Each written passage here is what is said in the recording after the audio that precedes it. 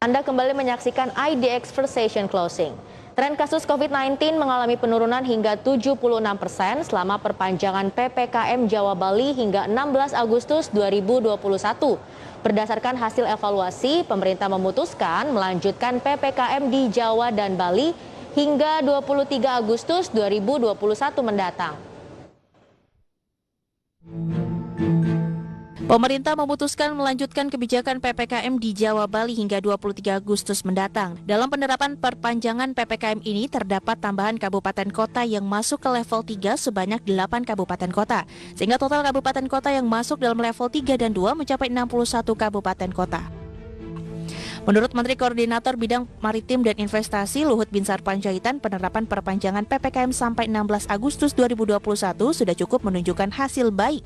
Pemerintah mencatat ada penurunan kasus konfirmasi hingga 76% sampai 15 Agustus 2021 dan kasus aktif turun 53% dari puncaknya. Selain itu, tren perawatan pasien pada kasus konfirmasi dan angka kematian juga mengalami penurunan. Kami juga melihat tren penurunan terjadi pada positivity rate, perawatan pasien, kasus konfirmasi, dan angka kematian pada hampir seluruh provinsi di Jawa dan Bali.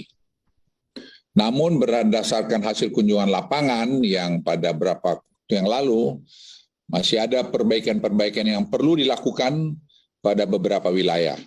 Oleh karena itu, langkah-langkah intervensi telah diambil antara lain dengan melakukan mobilisasi pasien-pasien isoman ke pusat-pusat isolasi yang disediakan oleh pemerintah, kota, kabupaten, dan memastikan ketersediaan obat serta oksigen konsentrator.